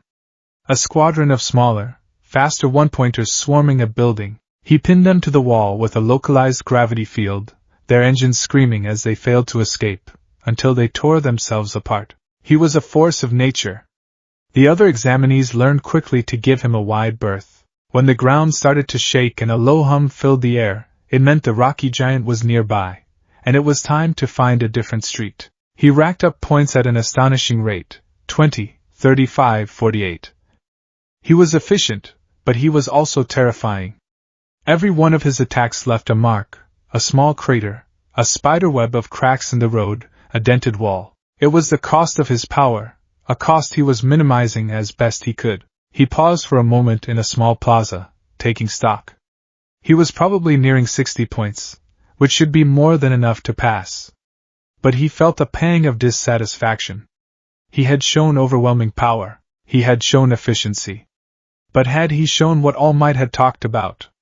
Had he shown the heart of a hero? All he had done was destroy. As if on cue, the ground began to tremble. It was a deep, rhythmic shaking, far more powerful than his own footsteps. A shadow fell over the plaza, vast and absolute. The other students stopped fighting, their heads tilting upwards in unison. From behind a skyscraper, the 0-pointer emerged. It was a monstrosity. A single robot the size of a 20-story building, its green armor plating gleaming. It moved on massive treads that chewed the asphalt into dust. One of its colossal arms swung forward and smashed into a nearby building, reducing 5 floors to a cloud of concrete and rebar. It was an obstacle. A gimmick. Its only purpose was to be avoided. Panic erupted. Run away! It's the 0-pointer! It's not worth it! The students who had been so eager to fight moments before turned and fled, a wave of terror washing them back towards the entrance. Izuku, too, felt the instinct to retreat. That thing was on a different scale. Engaging it would be foolish, a waste of time and energy. He turned to follow the crowd when he heard a small cry of pain. He looked back. Near the base of the colossal robot, a girl with short brown hair and rosy cheeks was trapped. A large chunk of debris from the building the robot had struck had pinned her leg to the ground. She was struggling, her face pale with fear, as the 0-pointer's shadow loomed over her. It was the girl from the orientation, the one who had spoken to him. He remembered her kind face. Wait, her name was Uraraka Achiko, I think. She was nice. The other students ran past her, their own safety their only concern. Even the stern boy with the engine legs, Ida, paused for only a moment before his sense of self-preservation won out and he sped away. Izuku froze. The world went silent. All he could see was the girl, small and helpless, and the giant machine of senseless destruction bearing down on her. All Might's voice echoed in his mind, as clear as if he were standing right next to him. Every great hero has a story like that. A story about a time their body moved before they could think. There was no hesitation this time. No paralysis. His fear was a distant whisper, drowned out by a roaring, deafening certainty. He turned and faced the zero-pointer. His body, which had been a tool of calculated destruction, now felt like a weapon of salvation. He didn't use the gravity sling. He ran. He poured every ounce of his being into a lumbering, ground-shattering charge, closing the distance between himself and the girl. The zero-pointer raised its other massive arm, preparing to bring it down in a finishing blow that would obliterate the area where the girl was trapped. Hey! Izuku roared, his voice a cataclysm of grinding stone. The robot's optical sensor swiveled and focused on him. It identified him as a threat. It altered its target. The colossal fist, the size of a city bus, changed its trajectory and came hurtling down towards Izuku. He didn't flinch. He didn't even try to block. 50 feet from the girl, he stopped his charge and dug his feet into the street. The asphalt buckled and broke under the strain as he anchored himself to the earth. He was no longer just standing on the ground. He was a part of it. An extension of its unyielding mass. He raised both hands towards the descending behemoth. The golden core in his chest did not glow. It did not shine. It ignited. A torrent of pure, stellar light erupted from his body, casting the entire battle center in an ethereal, golden radiance. The ambient hum became a deafening roar, the sound of a star being born. He wasn't targeting the robot's arm. He wasn't targeting its head. He was targeting every single atom of its being. He unleashed a gravity field of such impossible magnitude that the very air became a physical weight. The zero-pointer's descent slowed. The massive robot, a machine of pure kinetic force, was suddenly fighting against the fundamental law of the universe that had been turned up to 11. Its hydraulics screamed, a high-pitched shriek of metal under unimaginable stress. Its joints groaned. The armor plating, designed to withstand explosions, began to buckle and warp, not from an external impact, but from its own multiplied catastrophic weight. It was collapsing in on itself in slow motion. The giant fist, now just feet from Izuku's head, stopped entirely. The metal fingers began to curl and twist inwards. The arm crumpled. The torso sagged. The head tilted forward as its neck supports gave way. With a final, drawn-out groan that echoed through the city like the death of a god, the zero-pointer gave up. It fell, not in a single, crashing piece, but as a cascade of self-destructing scrap, its own structure failing utterly under the brutal, unforgiving force of gravity. It landed in a heap, a mountain of ruined metal, its reign of terror ending not with a bang, but with a crush.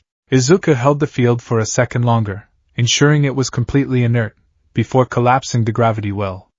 The golden light in his chest dimmed to a faint, flickering ember. The strain had been immense. His rocky hide was covered in a network of fine cracks, and the ground in a 30-foot radius around him was a crater. He was exhausted, but he wasn't done. He stumbled over to the pile of rubble where the girl was still trapped. "Are you okay?" he rumbled, his voice strained. "I think so," she stammered, wincing in pain.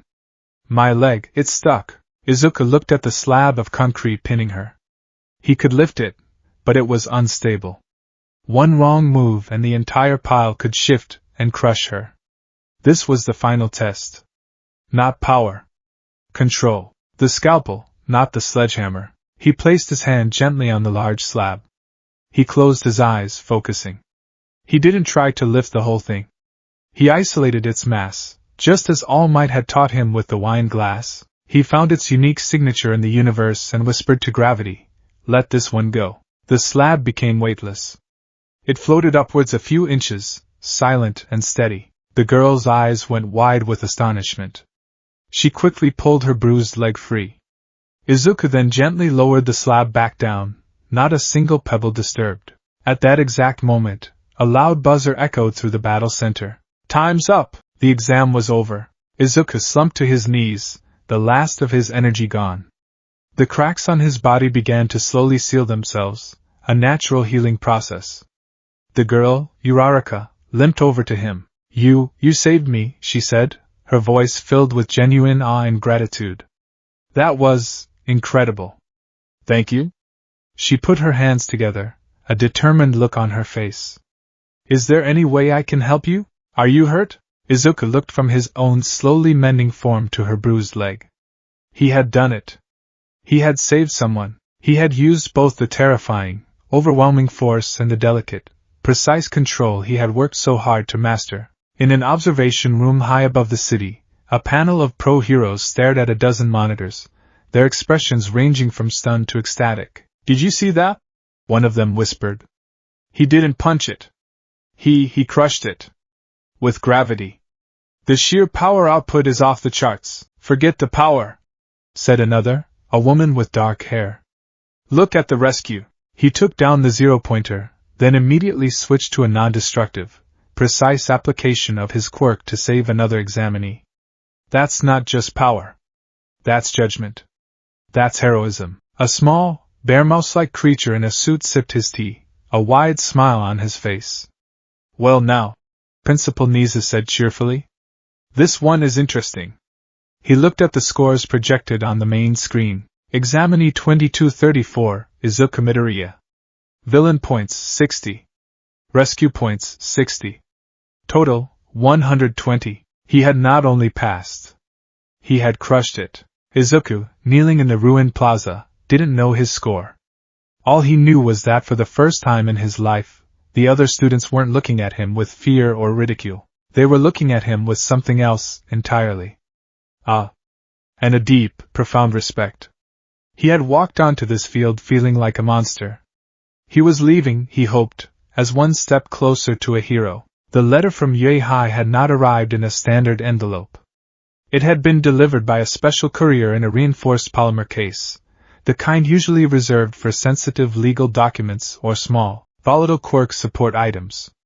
Inko Midoriya had signed for it with a trembling hand, her eyes wide with a mixture of hope and maternal anxiety. The acceptance itself wasn't a piece of paper, but a small, disc-like projector. When Izuku had placed his massive, stony thumb on its activation plate, a hologram of All Might had flickered to life in their living room. He had delivered a booming, heartfelt speech, praising Izuku's heroic spirit, his incredible power, and his selfless rescue.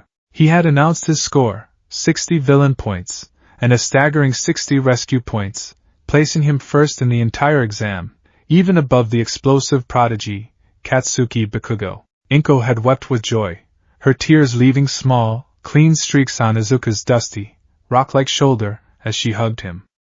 Izuku himself had felt a quiet, profound sense of validation. The light in his core had burned with a steady, peaceful gold for the rest of the day. Now, a week later, that peaceful glow was a swirling vortex of first day of school jitters.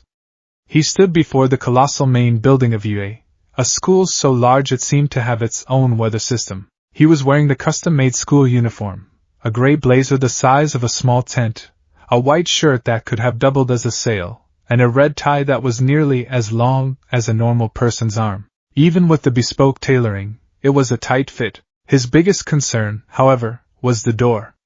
Not the main entrance, which was suitably grand, but the one designated for his classroom, Class 1A. It was emblazoned on his schedule, a simple combination of a number and a letter that held the weight of his entire future. He found it at the end of a long, sunlit corridor. It was a door of absurd proportions, at least 15 feet tall and 8 feet wide, with a massive 1A painted on it in bold, red strokes. For a moment, Izuku felt a surge of relief. They planned for this. They have students with gigantification quirks, or mutations like me. They thought ahead. This small act of institutional foresight, of being considered in the very architecture of the building, was more welcoming than any greeting. He reached for the handle, his three-fingered hand dwarfing the metal, and slid the colossal door open. The sound was a low, heavy rumble. The classroom beyond was filled with some of the most powerful and promising teenagers in the country. He recognized several faces from the entrance exam: the bubbly, brown-haired girl he had saved, the stern, engine-legged boy who had scolded him. A girl with pink skin was laughing with another who had earphone jacks dangling from her lobes. A boy with a bird's head was sitting stoically in a corner, and in the front row, his feet propped disrespectfully on his desk, was Katsuki Bakugo. The moment the door rumbled open, all conversation ceased. Every head in the room swiveled towards the entrance. Izuku stood there, silhouetted in the doorway, his sheer size and alien appearance sucking all the air out of the room. He was a mountain that had just walked into a schoolhouse. He took a hesitant step inside, the reinforced floor barely groaning under his carefully controlled weight. "Whoa!" A red-haired boy with spiky teeth whispered, his eyes wide. "I heard the guy who got first place was a giant, but this is insane." "That's him." Another voice, a boy with what looked like purple balls for hair, squeaked. "He's the one who crushed the zero-pointer. I saw it from my battle center." Izuku's core flared with embarrassed orange. He wanted to say something, to introduce himself, but his throat felt like it was full of gravel, more so than usual. He simply made his way towards the only empty desk that seemed remotely capable of supporting him. It was in the back corner, a larger, reinforced version of the standard model, much like the one he'd had in junior high. "You really did think of everything." As he moved, he passed the desk of the boy with glasses. The boy shot to his feet, his hand chopping the air in a rigid, formal gesture. "Good morning," he declared, his voice booming with startling intensity. "My name is Tenya Ida, from Semi-Private Academy. I must apologize for my boorish behavior at the entrance exam orientation. You correctly deduced the true nature of the practical test, while I did not. I was blinded by the simple acquisition of points. You, sir, are clearly the superior student. I am honored to be in your presence." Izuku stopped, taken aback by the sheer formality and volume. "Oh, it's okay," he rumbled, his voice a low bass that made the windows vibrate slightly. "I'm Izuku Midoriya. It's nice to meet you, Ida." Before he could continue to his seat, a cheerful voice cut in. "Oh, it's you! The giant rock guy!" He turned to see the brown-haired girl from the exam bouncing on the balls of her feet, a bright, infectious smile on her face. "I'm Ochiko Uraraka. I wanted to thank you again. You totally saved me back there. That thing you did with the giant robot was all like whoosh and then crunch, and then when you lifted that rock off me it was all light and floaty. It was amazing." "It was nothing," Izuku said, feeling his core glow a little warmer. "Your quirk, it's some kind of gravity manipulation too, isn't it?" He recalled seeing her make some of the robots weightless during the exam. "Yep. It's called zero gravity," she chirped. "I can make anything I touch with my fingertips weightless. It's kind of the opposite of what you do, I guess." The ice was broken. A few other students, their curiosity overriding their intimidation, started to gather around. The red-haired boy, Eijiro Kirishima, introduced himself, admiring Izuku's manly, rock-hard exterior. A girl with a large black ponytail, Momo Yayorozu, offered a polite and formal greeting, her eyes analyzing his physiology with keen intelligence. Izuku found himself in the middle of a small, curious crowd, answering questions about his quirk, which he still referred to as orbit, and his size. It was overwhelming, but it wasn't hostile. For the first time in his life, his appearance wasn't a barrier. It was a point of interest, a source of awe rather than fear. These were his peers, people for whom the extraordinary was the norm. Here, among the bird-headed, the invisible, and the explosive, a living planetoid was just another face in the crowd. A very, very large face. "If you're all here to make friends, then you can pack up your things and leave." The voice was tired, dry, and utterly devoid of enthusiasm. It seemed to come from the floor near the teacher's podium. Everyone turned. Lying on the ground in a yellow sleeping bag, looking like a disheveled caterpillar, was a man with long, black hair and a weary, unshaven face. He took a long sip from a juice pouch before slowly unzipping himself and rising to his feet. "It took you all 8 seconds to quiet down," he said, his tired eyes scanning the room. "That's irrational. Life isn't that forgiving." He stepped up to the podium. I'm Shota Aizawa. I'm your homeroom teacher. The collective shock in the room was palpable. This wreck of a man was a pro-hero. Aizawa didn't seem to care. He reached into his sleeping bag and pulled out a set of blue gym uniforms. Put these on. Immediately. Then meet me on the field. The pea grounds at UA were expansive. Izuku stood in his custom-sized gym uniform, which felt more like a branded jumpsuit, alongside his 19 classmates. The sun was bright, the air was warm, and the sense of confusion was thick. A quirk assessment test? The class exclaimed in unison. But what about orientation? The opening ceremony? Uraraka asked, her brow furrowed with concern. UA isn't bound by pointless traditions, Aizawa said, his tone flat. You're here to become heroes. We don't have time for pleasantries. He turned his gaze, and it landed squarely on Bakugo. Bakugo, you finished second in the practical exam. In junior high, what was your best result for the softball throw? Bakugo's eyes narrowed. 67 meters, I think. Try it with your quirk, Aizawa said, tossing him a softball. Bakugo strode into the chalk circle, a feral grin spreading across his face. He wound up, not like a pitcher, but like a grenadier. As his arm came forward, he let loose a massive explosion from his palm. Die! He screamed. The ball shot out of his hand, propelled by the blast, leaving a trail of smoke as it soared into the sky. It flew further and further, a tiny white speck against the blue, before finally arcing back down to earth. Aizawa held up a small device. It beeped. 705.2 meters, he announced. The class erupted in gasps and excited chatter. Whoa, that's insane! We get to use our quirks for real! This is going to be so much fun! Aizawa's expression soured. The air around him seemed to grow cold. Fun? He repeated, his voice dangerously quiet. His dark hair began to float, and his eyes glowed a menacing red. You think this is fun? You have 3 years to become a hero. You think it's all going to be games and fun? The world is not a fair place. It's filled with accidents, disasters, and villains who won't play fair. For the next 3 years, Yui will push you to your absolute limits. His lips curled into a grim, joyless smile. Today, you will compete in 8 physical tests to gauge your potential, and whoever comes in last place will be judged to have no potential and will be expelled immediately. Panic. Pure, unadulterated panic swept through the class. Expelled? On the first day? Uraraka cried out. That's not fair. Natural disasters aren't fair. Villain attacks aren't fair. A quirk that turns you into a 7-foot-tall rock monster isn't fair. Aizawa retorted, his glowing red eyes flicking over to Izuku for a brief, pointed moment. It's a hero's job to fight against the unfairness of the world. Welcome to UA. Izuku's core pulsed with a fresh wave of anxiety.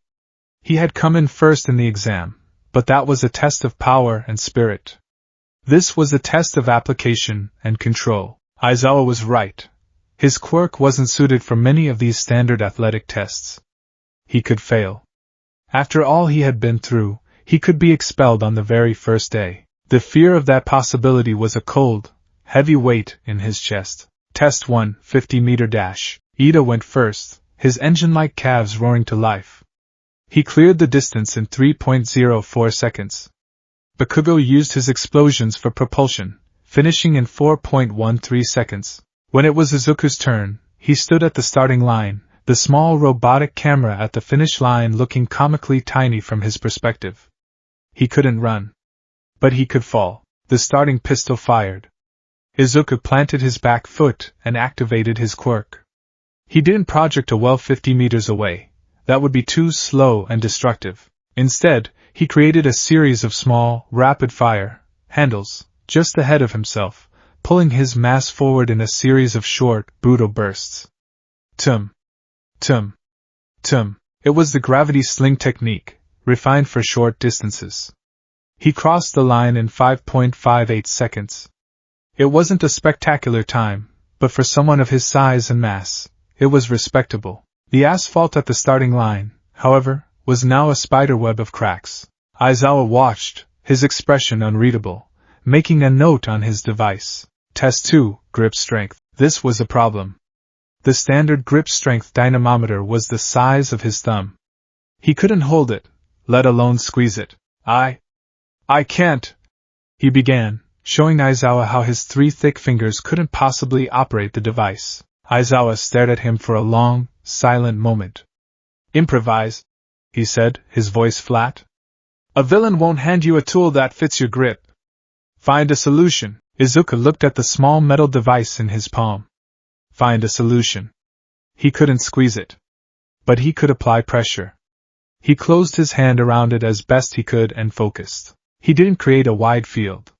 He projected a micro-singularity, a point of intense, crushing gravity no bigger than a pinprick, right in the center of the device. There was a soft ping, and then a loud crunch. The device's internal mechanism imploded. The digital display flashed erratically before going dark. He opened his hand to reveal a mangled piece of metal and plastic. He looked at Aizawa, his core pulsing with apology. I think I broke it. Aizawa took the ruined device, a flicker of something, surprise? Interest? In his tired eyes. The last reading was 540 kilograms, and then the sensor overloaded. We'll just write error, he said, his tone unchanging. Test 3, standing long jump. Izuku cleared the sandbox entirely, using a controlled, low-gravity leap to propel himself forward and a localized high-gravity pulse to stop himself before he crashed into the far wall. More cracks in the pavement. Test 4, repeated side steps. His movements were slow and ponderous. This was his worst event by far. He scored well below average, his massive frame simply not built for agility. The fear of expulsion began to creep back in, cold and sharp, and so it went. He performed adequately in the sit-ups, his immense core strength making the exercise trivial. The distance run was a struggle, his gravity sling method too draining to maintain over a long distance. He was powerful, but he was a tank, not a fighter jet. His scores were a mixed bag of incredible highs and worrying lows. He was probably somewhere in the middle of the pack. But with a quirk as powerful as his, middle of the pack felt like a failure. Finally, they arrived at the last test, the softball throw. Several students had posted impressive scores. Uraraka had touched the ball, making it weightless, and then thrown it. The device beeped and displayed an infinity symbol. The class had gasped. Aizawa's eyes fell on Izuku. Midoriya! You're last. Izuku lumbered into the chalk circle. It felt impossibly small beneath his feet. He took the softball from Aizawa. It felt like a pebble in his enormous hand. He thought back to Bakugo's throw. An explosion, a projection of force. He could do something similar, projecting a gravity wave behind the ball to launch it. But that was Bakugo's way. That was the sledgehammer. He remembered Uraraka's throw. Infinity. She had removed gravity from the equation. He could do the same. But that was her trick. He needed to show Aizawa something more. Not just raw power, not just a clever application. He needed to show him his potential. He needed to show him the true, terrifying scale of the power he was trying to tame. He didn't wind up. He didn't prepare to throw. He simply held the ball flat on his palm, facing the sky. He took a deep, grating breath, and the world seemed to hold its breath with him. The low hum that was his constant companion began to rise in pitch. His core ignited, its golden light intense even in the bright afternoon sun. He focused on the ball. He isolated its mass. And then, he didn't just make it weightless. He did something far more profound. He reversed its personal polarity within the local gravitational field. For the ball, and the ball alone, down was now up. There was no sound. No explosion. No shockwave. The ball simply left. It didn't fly. It accelerated. It shot straight up, a white streak against the perfect blue of the sky. It didn't arc. It didn't slow down. It just went. 1 second it was there, and the next it was a pinprick, and the next it was gone. The entire class was silent, their heads craned back, staring at the empty sky where the ball had been. Aizawa was staring at his device, his eyes wide. The numbers on the screen were climbing at an impossible rate. 10 kilometers. 50 kilometers. 200 kilometers. The display was struggling to keep up. It tracked the ball as it left the troposphere, breached the stratosphere, and shot past the mesosphere. It was still accelerating when it passed the Kármán line, the official boundary of outer space. The device beeped, a final, definitive tone. On the screen, a single symbol glowed. The same one Uraraka had gotten, infinity. But everyone there knew, on a deep, instinctual level, that this infinity was different. Uraraka had cheated gravity. Izuku had commanded it. Aizawa lowered the device, his face a mask of stone. He looked at Izuku, and for the first time, Izuku saw something in his teacher's eyes beyond exhaustion and apathy. It was a look of profound, terrifying assessment. The look of a man staring at a weapon of mass destruction and trying to decide if it was a threat or an asset. "You have the power to level a city," Aizawa said, his voice quiet, cutting through the stunned silence of the class. It wasn't an accusation. It was a statement of fact. "You can throw a baseball into orbit without breaking a sweat. Your raw potential is perhaps the highest I have ever seen." He took a step closer, his gaze hardening. "But potential is meaningless without control. Every time you used your power today, you damaged the training grounds. Your dash cracked the track, your long jump broke the pavement. You are powerful, but you are clumsy. You are a walking earthquake." He was now standing directly in front of Izuku, looking up at the towering rock boy. "If you can't learn to control that power to the millimeter," Aizawa said, his voice dropping to a near whisper, but carrying the weight of a judge's sentence. "If you can't learn to operate without causing a disaster every time you move, then you have no potential here. You'll be a liability, not a hero. Understand?" Izuku looked down at his teacher. He wasn't being scolded. He was being challenged. Aizawa wasn't threatening him. He was laying out the terms of his education. This was the core of what he would have to learn at UA. This was the validation of his own deepest fears and his most fervent goal. He gave a slow, deliberate nod. "I understand." Aizawa held his gaze for a moment longer, then turned back to the class. "All right, that's it. The results are up on the screen." He clicked a button on his device, and a holographic leaderboard appeared in the air. Izuku scanned the list, his heart, or rather, his core, pounding. He found his name. He was in 8th place, a respectable, if not spectacular, position. His incredible scores on the power-based tests had been balanced out by his poor performance in the agility drills. He felt a wave of relief so profound it almost made him dizzy. He wasn't last. He looked for the bottom of the list. Number 20. The name next to it was Minoru Mineta, the small boy with the purple balls on his head, who was now sobbing hysterically on the ground. "Oh, and by the way," Aizawa said, a wicked, sly grin spreading across his face for the first time. "The whole expulsion thing was a lie," the class erupted. "A lie? It was a logical deception," Aizawa said, his grin fading back into his usual apathy as he turned to walk away. "A rational falsehood to push you all to your limits," Yayorozu, the girl with the ponytail, sighed. "Of course it was a lie. It was obvious from the start." A few other students nodded in agreement, though none of them looked particularly convinced. As the class began to gather their things, their relief and indignation bubbling over into excited chatter, Izuku remained in his spot. Aizawa's words echoed in his mind. "If you can't learn to control it to the millimeter." Bakugo walked past him, pausing for a second. He didn't look at Izuku, just stared straight ahead. "So the pebble can throw," he muttered, just loud enough for Izuku to hear. "Doesn't change anything. I'm still gonna be number 1. He stomped off without waiting for a response, but there was no real heat in his words. It was a statement of rivalry, not of contempt. It was progress. Izuku watched him go, a sense of quiet determination settling over him. He had survived the first day. He had been tested, he had been measured, and he hadn't been found wanting.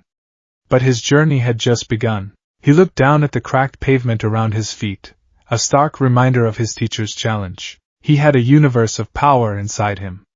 Now, he just had to learn how to keep it from cracking the planet he called home. The days following the quirk assessment test settled into a rhythm that was both exhilarating and grueling.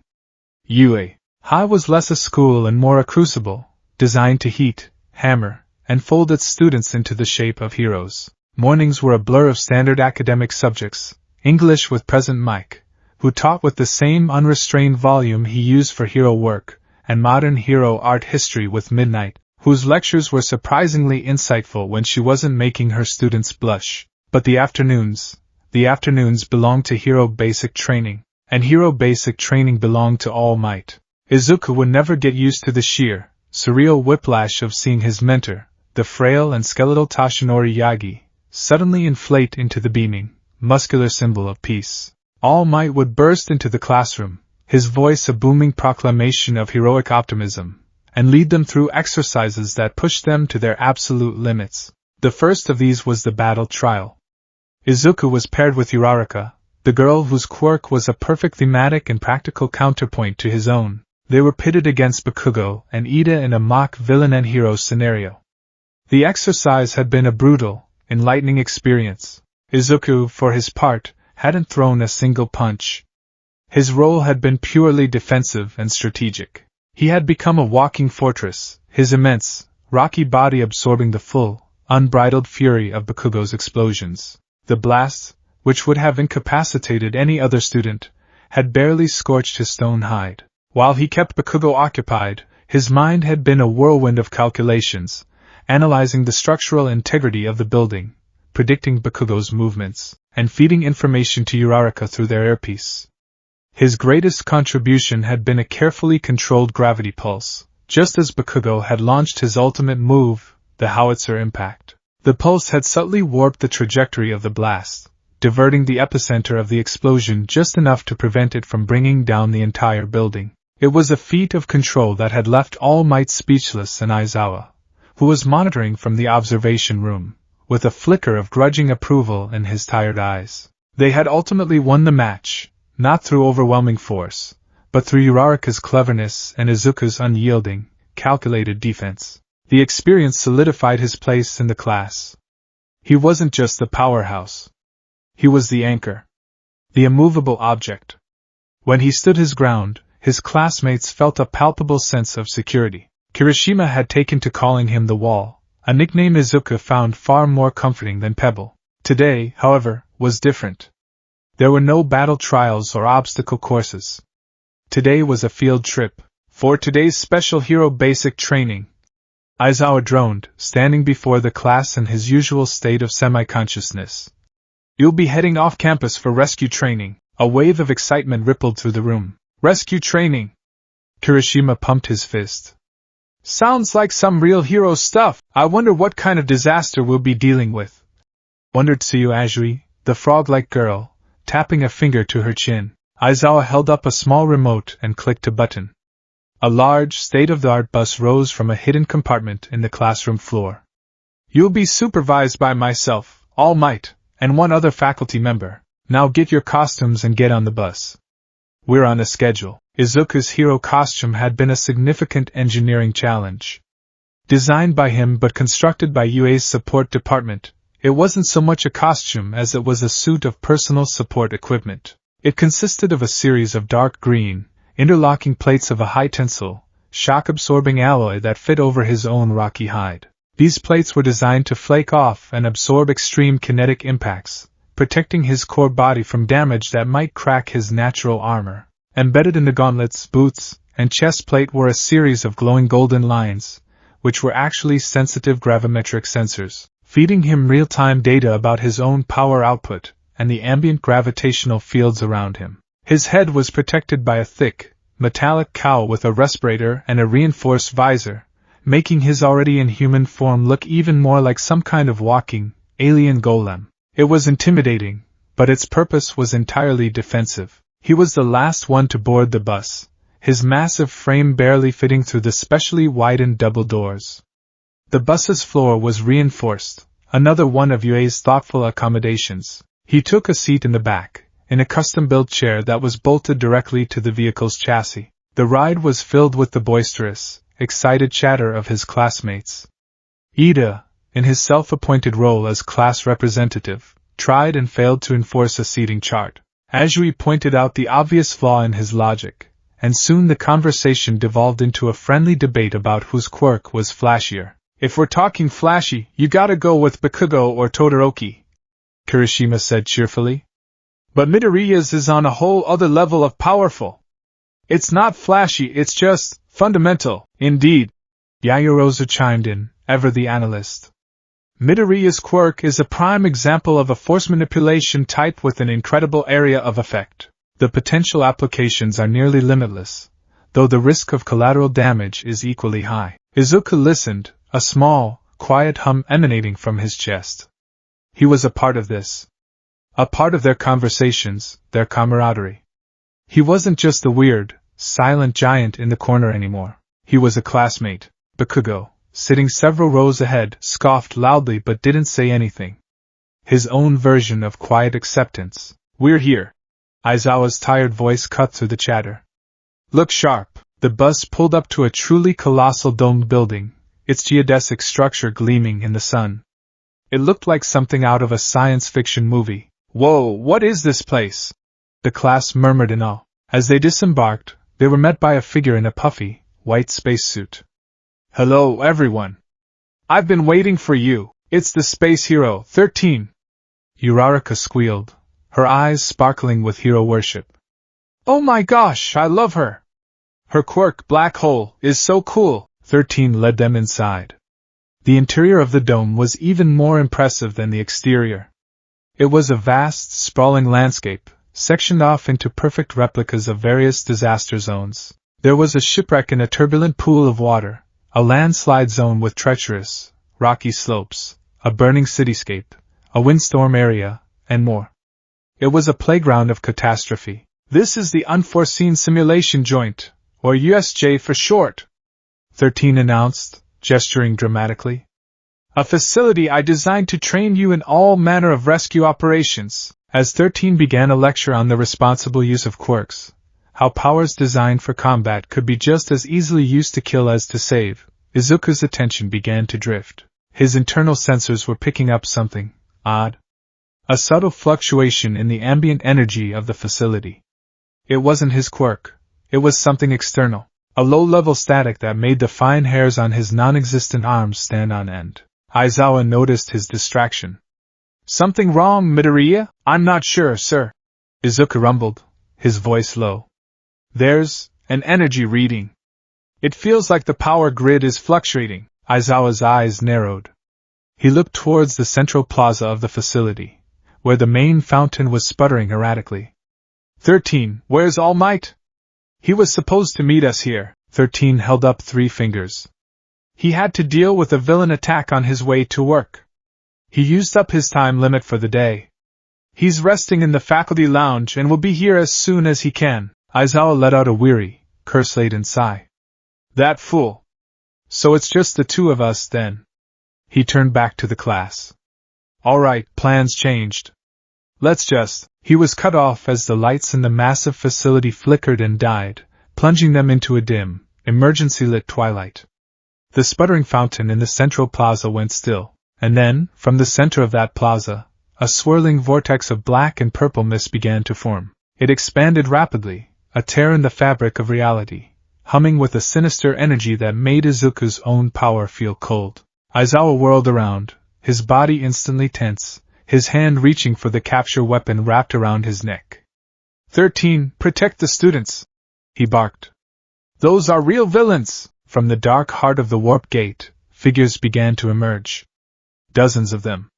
A motley collection of thugs and criminals, their faces twisted in malicious grins. Then came 3 figures who were clearly in charge. One was a man whose entire body, save for his hands, was made of the same purple mist as the gate. Another was a lanky, pale man with shaggy blue hair, his face and body covered in disembodied hands that were clasped onto his skin. He scratched at his neck with a frantic, agitated energy. And the last one was a monster. It was a hulking brute, easily as tall as Izuku, with dark purple skin, an exposed brain, and dead, unblinking eyes. Its muscles were grotesquely large, like a medical diagram brought to terrifying life. The only real hero I see is Eraserhead. The man with the hands, Tamura Shigaraki, rasped, his voice a dry, scratchy whisper. According to the schedule we procured, All Might was supposed to be here. How disappointing. Izuku's mind went into overdrive. A schedule? They infiltrated UA? This isn't a random attack. It's a planned, targeted assault. They came here for All Might. His core, which had been calm moments before, was now a thrumming knot of adrenaline and dread. 13. Get the students out of here! Aizawa commanded as he pulled down his yellow goggles. Try to get a signal. The communications must be jammed. He leaped from the top of the stairs, his capture weapon lashing out like sentient tentacles, and plunged into the sea of villains below. He was a whirlwind of motion, erasing quirks and incapacitating thugs with brutal, practiced efficiency. The students turned to flee back towards the entrance, a knot of panicked teenagers. But their escape was cut off. The man made of purple mist, the warp gate user, materialized before them, his form a swirling, ominous cloud with two glowing yellow eyes. It is a pleasure to meet you, the villain, Kurojiri said, his voice a smooth, polite baritone that was utterly at odds with the situation. We are the League of Villains. We have invited ourselves into this bastion of heroes to have a word with the symbol of peace. And we would be poor hosts if we were to let you leave. His misty form began to expand, a dome of dark energy rushing towards them. My role is to scatter you and torture you to death. Before anyone could react, Bakugo and Kirishima leaped forward, their instincts screaming for a fight. Bakugo let loose a massive explosion, while Kirishima hardened his arms to block any counterattack. Didn't see that coming, did ya? Bakugo roared. The smoke cleared, revealing Kurojiri's form, completely unharmed. That was a close call, he said calmly. But you are merely children. The dome of dark mist swelled and then crashed down upon them. It was chaos. A disorienting whirlwind of darkness and screaming. Izuku felt a profound sense of wrongness, a spatial distortion that tugged at the very fabric of his being. He could feel the warp gate trying to latch onto him, to transport him like the others. But then, something unexpected happened. The low, ambient gravitational field that Izuku constantly, subconsciously maintained around his body, the one he used to normalize his own mass and prevent himself from accidentally cracking every floor he stood on, reacted with the warp gate. It was like mixing two volatile chemicals.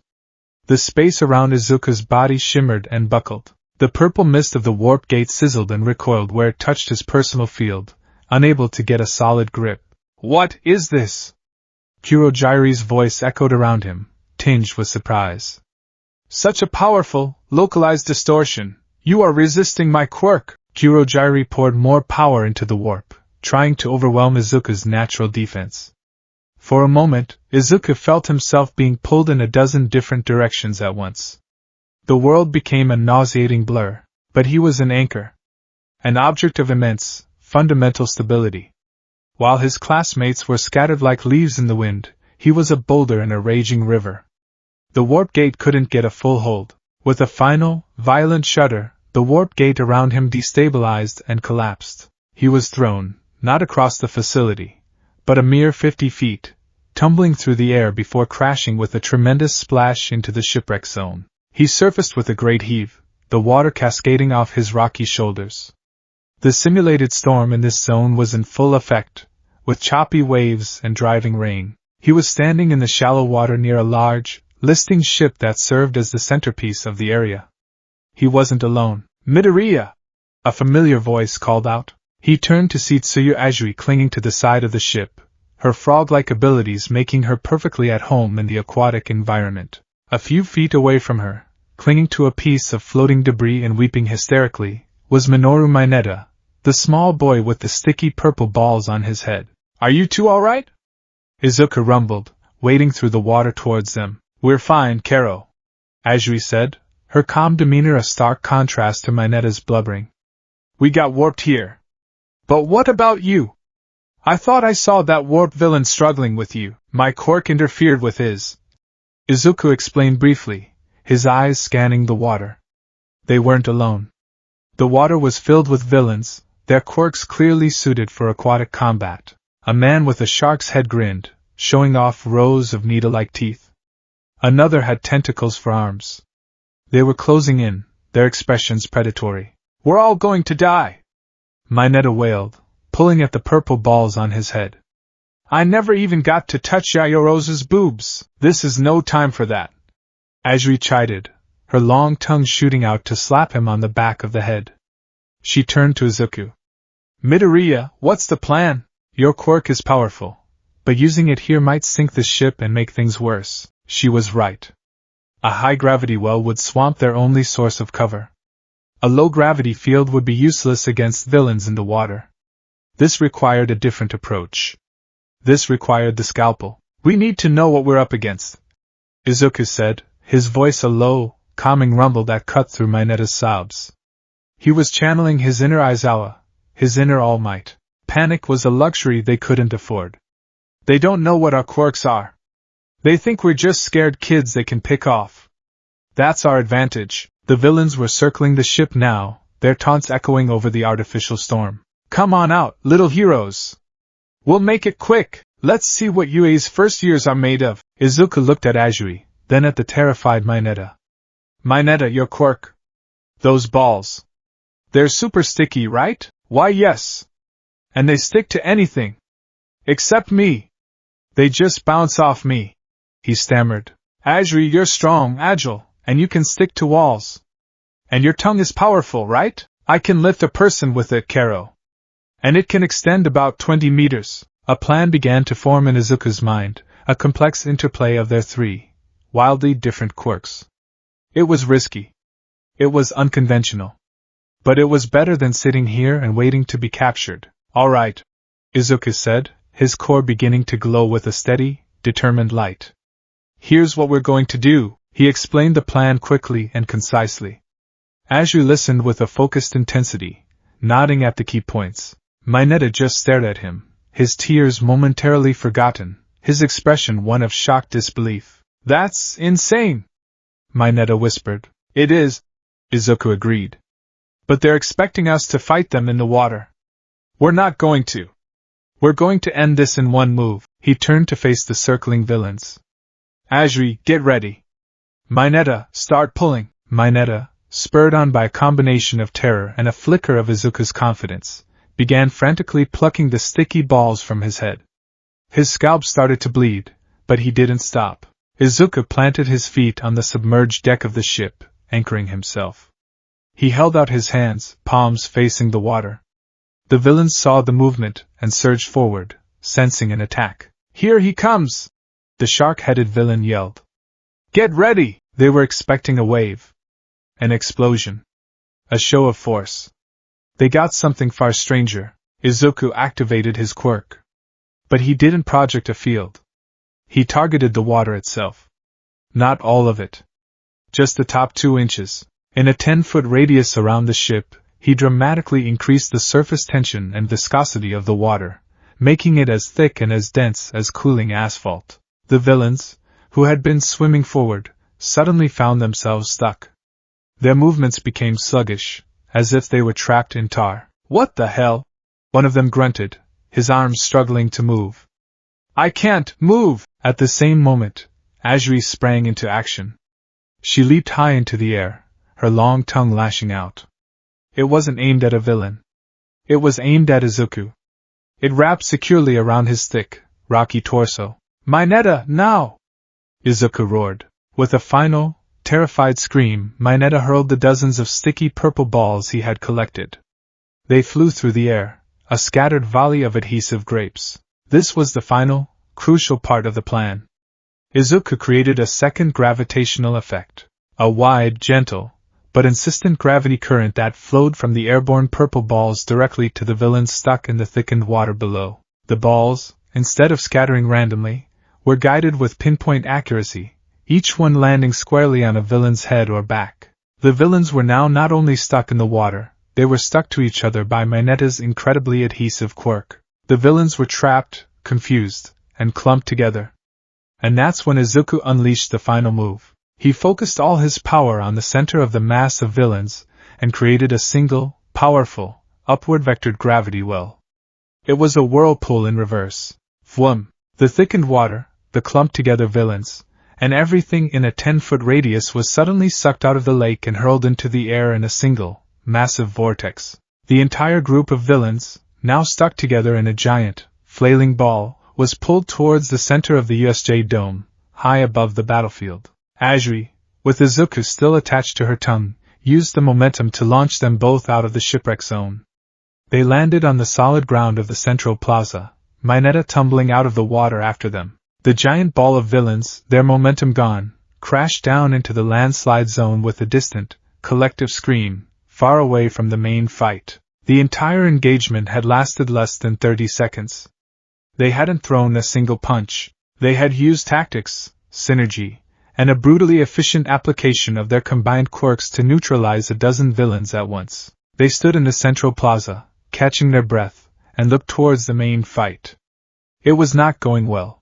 Aizawa was a master of his craft, but he was outnumbered and outgunned.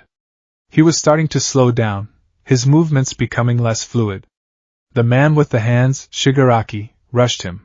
Aizawa erased his quirk, but Shigaraki was fast, his fingers lashing out and touching Aizawa's elbow. The fabric of his costume and the skin underneath crumbled into dust. "Your quirk is amazing, Eraserhead," Shigaraki rasped. "But you're not suited for a prolonged fight against a large group." Then, the hulking monster, the creature they called Nomu, was upon him. In a blur of motion, it slammed Aizawa into the ground, the sound of cracking bone echoing through the facility. Izuku, Ajri, and Mineta watched in horror. Their teacher was being beaten to death. Shigaraki looked up, his crazed red eyes landing on the three students who had just reappeared.